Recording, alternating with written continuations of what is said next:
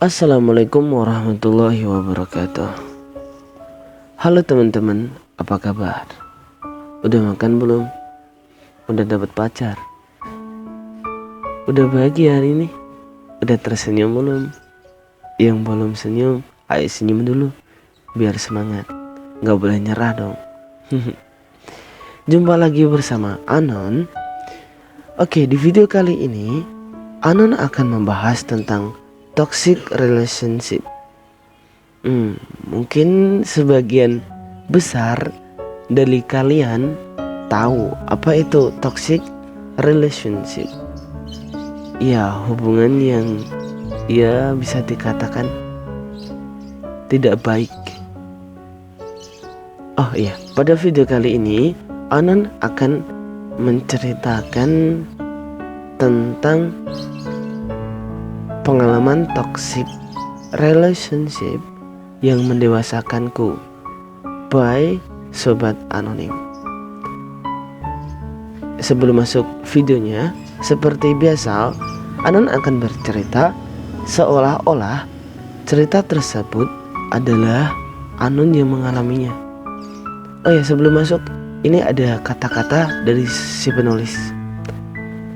Saya tahu bahwa keluar dari toxic relationship itu tidak mudah, dan kita seringkali dibutakan oleh cinta, sehingga pikiran kita menjadi tidak rasional. Logika juga ya. Langsung masuk ke ceritanya. Saya ingin berbagi cerita tentang pengalaman saya yang pernah berada di dalam toxic relationship. Saya ingat betul, waktu itu saya masih berada di semester 2 masa perkuliahan. Ada seorang teman sekelas saya yang mendekati saya, dan lambat laun setelah kita kenal dekat, kita pun pacaran. Selama 4 bulan masa pacaran, semua masih terasa baik-baik saja. Namun setelahnya, memasuki bulan kelima dan seterusnya, saya merasa bahwa hubungan saya dengan dia mulai tidak sehat. Saya mulai jadi malas belajar, malas mengerjakan tugas, mengabaikan teman-teman di sekitar saya, dan bahkan komunikasi saya dengan orang tua saya pun terganggu. Saya menghabiskan waktu bersama dia hampir setiap hari. Apapun yang dia katakan, saya mengiyakan. Bahkan dia berkata kasar pun, saya diam. Saya berusaha untuk tetap sabar dan memendam semuanya sendirian. Bahkan selama masa pacaran, lingkup pertemanan saya mulai terbatas. Dia akan marah besar jika saya bersosialisasi dengan teman laki-laki saya. Padahal teman laki-laki tersebut adalah sahabat saya sejak SMA. Dia juga agak mengecek akun sosial media saya untuk memastikan apakah saya berkomunikasi dengan teman lawan jenis saya. Hal itu dilakukan setiap hari, setiap detik, setiap waktu. Saya merasa terperangkap di dalam kandang, tidak bisa melakukan hal-hal yang saya inginkan dengan bebas. Rasa kontrol saya atas diri saya sendiri kalah. Waktu itu, saya sadar betul bahwa hubungan kami sedang tidak sehat. Namun, saya mengabaikannya karena saya begitu menyayangi dia. Bahkan waktu itu, hubungan saya dengan Tuhan mulai renggang. Saya jadi lupa berdoa dan mengabaikan untuk membaca firman Tuhan. Bahkan, saya menjadi orang yang berbeda. Saya tidak lagi menjadi diri saya sendiri. Dan seiring berjalannya hubungan pacaran kami, tidak terasa semester 2 akan berakhir. Sudah saatnya kami berdua pergi ke kota asal masing-masing. Di situ saya merasa sangat sedih dan khawatir karena akan menjalani LDR. Dan akhirnya telah tiba waktunya kami untuk berlibur di tempat asal kami masing-masing. Di situ perasaan saya mulai tidak nyaman, mulai terlihat perbedaan dari sikapnya yang lebih cuek dan jarang memberi kabar. Singkat cerita, ketika masa LDR, akhirnya dia meminta untuk mengakhiri hubungan kami. Jujur, saya tidak terima dan merasa sangat sedih. Seakan-akan seluruh dunia saya runtuh. Tapi saya berusaha tetap kuat. Banyak orang di sekitar saya yang memberi dukungan untuk saya. Mama saya tahu tentang hubungan saya dengan dia. Dan mama saya bilang kayak gini, berdoa nak, gak usah dipikirin. Yang penting Tuhan pasti akan datang pada saatnya tepat. Serahkan semuanya pada Tuhan.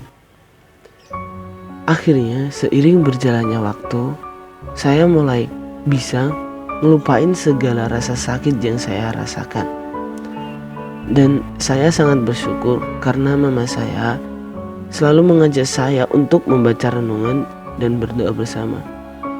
Saya tahu bahwa keluar dari toxic relationship itu tidak mudah, dan kita seringkali dibutakan oleh cinta, sehingga pikiran menjadi tidak rasional.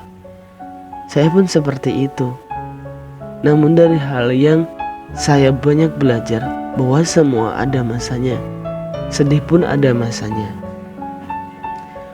Pengalaman toxic relationship yang pernah saya alami kini mendewasakan saya.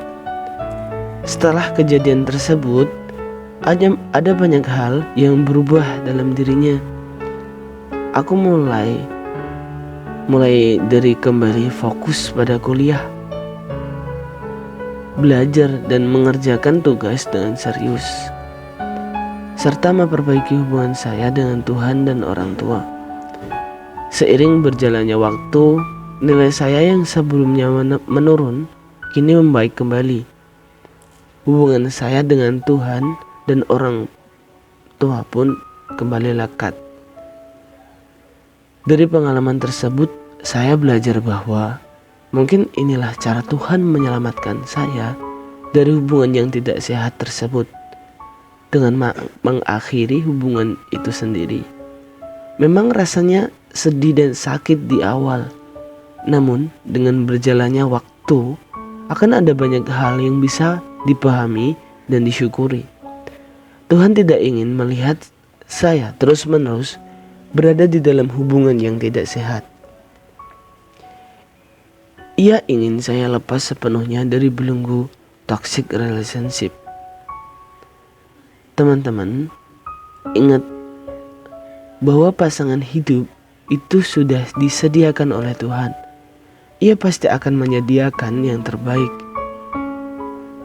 Tidak usah terburu-buru dalam mencari pasangan hidup. Cukup berdoa dan berserah. Mungkin Tuhan ingin kita menyelesaikan hal lain yang lebih penting, atau Tuhan ingin kita berbenah diri terlebih dahulu. Saya ingat betul kata-kata mama saya. Nak, yang buta itu bukan cintanya, tetapi orangnya.